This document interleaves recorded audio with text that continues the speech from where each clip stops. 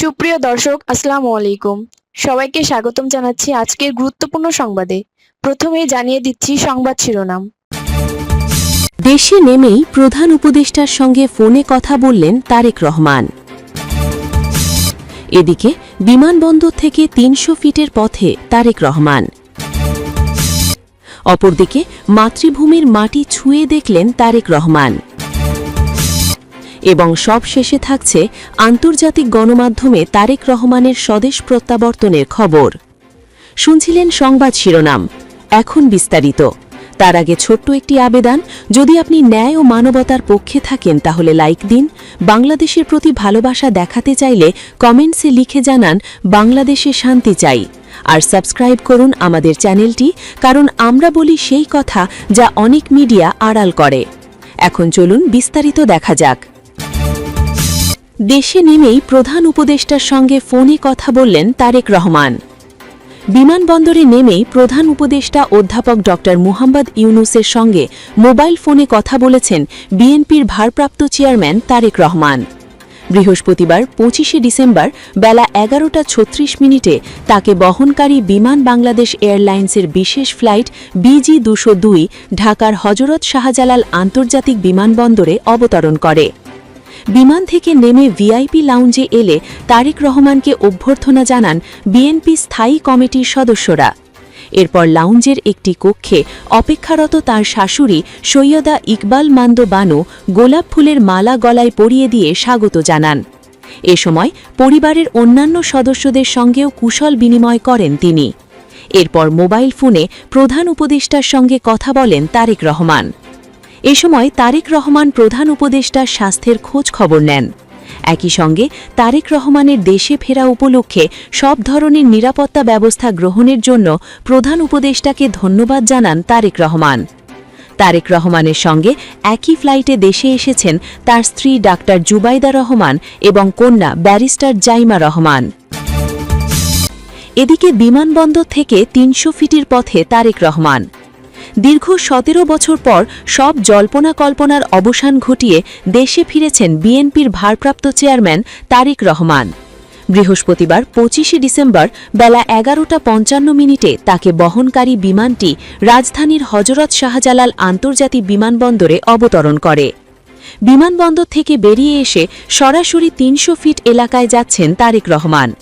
সেখানে তিনি সমবেত নেতাকর্মীদের উদ্দেশ্যে বক্তব্য দেবেন। এরপর তিনি এভার কেয়ার হাসপাতালে গিয়ে তার অসুস্থ মা, সাবেক প্রধানমন্ত্রী ও বিএনপি চেয়ারপারসন বেগম খালেদা জিয়ার সঙ্গে সাক্ষাৎ করবেন। বিএনপির ভারপ্রাপ্ত চেয়ারম্যানের প্রত্যাবর্তনকে ঘিরে সারা দেশের বিএনপি নেতাকর্মীদের মধ্যে উৎসবের আমেজ বিরাজ করছে। বুধবার থেকেই রাজধানীর কুড়িল বিশ্ব রোডের ৩০০ ফিট এলাকায় দলবদ্ধভাবে জড়ো হতে থাকেন নেতাকর্মীরা। সেখানে তারেক রহমানকে সংবর্ধনা দেবার আয়োজন করা হয়েছে। তারেক রহমানের দেশে ফেরাকে কেন্দ্র করে বিমানবন্দর ও ৩০০ ফিট এলাকা সহ রাজধানীর গুরুত্বপূর্ণ স্থানে ব্যাপক নিরাপত্তা ব্যবস্থা নেওয়া হয়েছে। আইন শৃঙ্খলা বাহিনীর কঠোর নজরদারির মধ্যেই সম্পন্ন হচ্ছে তার আগমন ও চলাচল। উল্লেখ্য, বৃহস্পতিবার ২৫শে ডিসেম্বর দুপুরে দেশে পৌঁছানোর পর বিমানবন্দরের ভিআইপি লাউঞ্জে তাকে প্রথম ফুলের মালা পরিয়ে বরণ করেন তার শাশুড়ি সৈয়দা ইকবাল মান্দ বানু। এর আগে ইমিগ্রেশন প্রক্রিয়া সম্পন্ন করে ভিআইপি লাউঞ্জে প্রবেশ করলে বিএনপি মহাসচিব মির্জা ফখরুল আলমগীর ফুল দিয়ে তাকে স্বাগত জানান। এরপর দলের স্থায়ী কমিটির সদস্যসহ উপস্থিত নেতাদের সঙ্গে কুশল বিনিময় ও সৌজন্য সাক্ষাৎ করেন বিএনপির ভারপ্রাপ্ত চেয়ারম্যান। এদিকে প্রিয় নেতাকে এক নজর দেখতে এবং ঐতিহাসিক এই মুহূর্তের সাক্ষী হতে বুধবার রাত থেকেই পূর্বাচল ৩০০ ফিট হাইওয়ে এলাকায় দেশের বিভিন্ন প্রান্ত থেকে জড়ো হতে শুরু করেছেন বিএনপির নেতাকর্মীরা। উৎসবমুখর পরিবেশে সবার মুখে মুখে একটিই স্লোগান, লিডার আসছে। এদিকে মাতৃভূমির মাটি ছুঁয়ে দেখলেন তারেক রহমান।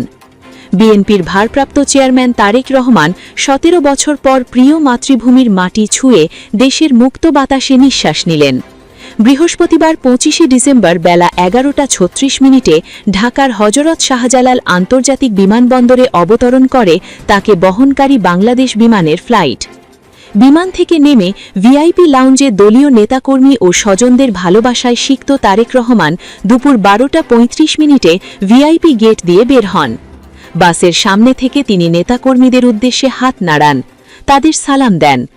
এর আগে বিমানবন্দর থেকে বেরিয়ে এসে লাগোয়া বাগানে খালি পায়ে কিছুক্ষণ দাঁড়িয়ে থাকেন তারেক রহমান। এ সময় তিনি এক মুঠো মাটি হাতে তুলে নেন। আগে থেকেই রাখা বিশেষ গাড়িতে চড়েন তারেক রহমান। এরপর রওয়ানা হন রাজধানীর পূর্বাচলের ৩৬ জুলাই এক্সপ্রেসওয়ে ৩০০ ফিট সংলগ্ন বিশাল গণসংবর্ধনা সমাবেশে। বিএনপির পক্ষ থেকে জানানো হয়েছে, গণসংবর্ধনা ও এভারকেয়ার হাসপাতালে মা খালেদা জিয়াকে দেখার পর তারেক রহমান গুলশানের বাসভবনে ফিরবেন।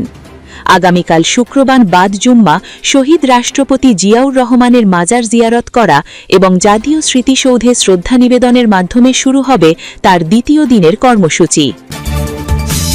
এবং সব শেষে থাকছে আন্তর্জাতিক গণমাধ্যমে তারেক রহমানের স্বদেশ প্রত্যাবর্তনের খবর। দীর্ঘ ১৭ বছর পর দেশে ফিরছেন বিএনপির ভারপ্রাপ্ত চেয়ারম্যান তারেক রহমান। তার সঙ্গে দেশে ফিরছেন স্ত্রী ডাক্তার জুবাইদা রহমান এবং কন্যা ব্যারিস্টার জাইমা রহমান। স্থানীয় গণমাধ্যমের পাশাপাশি আন্তর্জাতিক গণমাধ্যমেও তার এই প্রত্যাবর্তনের খবর গুরুত্ব সহকারে প্রকাশ করা হয়েছে। ফরাসি বার্তা সংস্থা এএফপি জানায়, দেশের অন্যতম শক্তিশালী রাজনৈতিক দল বিএনপির শীর্ষ নেতা তারেক রহমান বৃহস্পতিবার ঢাকায় পৌঁছানোর কথা রয়েছে। ৬০ বছর বয়সী তারেক রহমান ২০০৮-এ রাজনৈতিক নিপীড়নের অভিযোগ তুলে দেশ ছেড়ে লন্ডনে বসবাস শুরু করেন। তিনি প্রধানমন্ত্রী হবার আকাঙ্ক্ষা পোষণ করেন ও বিএনপির ভারপ্রাপ্ত চেয়ারম্যান হিসেবে দায়িত্ব পালন করছেন। এএফপি প্রতিবেদনে আরও বলা হয়, তারেক রহমানের মা সাবেক প্রধানমন্ত্রী খালেদা জিয়া দীর্ঘদিন ধরে অসুস্থ। বয়স ৮০ হলেও তিনি গত নভেম্বরে ঘোষণা দিয়েছিলেন যে ২০২৬ সালের ১২ই ফেব্রুয়ারি জাতীয় নির্বাচনে প্রচারণায় অংশ নেবেন। তবে সেই ঘোষণার পরপরই তিনি হাসপাতালে ভর্তি হন এবং তখন থেকেই নিবিড় পরিচর্যায় রয়েছেন। এই অবস্থায় তারেক রহমান দলের নেতৃত্ব কার্যত নিজের হাতে নেবেন বলে ধারণা করা হচ্ছে। সংস্থাটি আরও উল্লেখ করে, গত বছর ছাত্র জনতার অভ্যুত্থানের মাধ্যমে শেখ হাসিনার ১৫ বছরের কঠোর শাসনের অবসান ঘটে। সেই ঘটনার পর তারেক রহমানের বিরুদ্ধে থাকা সবচেয়ে গুরুতর মামলার রায় বাতিল হয়। ২০০৪-এ শেখ হাসিনার সমাবেশে গ্রেনেড হামলার ঘটনায় তাকে অনুপস্থিতিতে যাবজ্জীবন কারাদণ্ড দেওয়া হয়েছিল, যা তিনি বরাবরই অস্বীকার করে আসছেন। বিএনপি মহাসচিব মির্জা ফখরুল আলমগীর এএফপিকে জানান, ২৫শে ডিসেম্বর তারেক রহমান ঢাকার মাটিতে আমাদের মাঝে এসে পৌঁছবেন, যা দলের জন্য হবে দারুণ একটি দিন।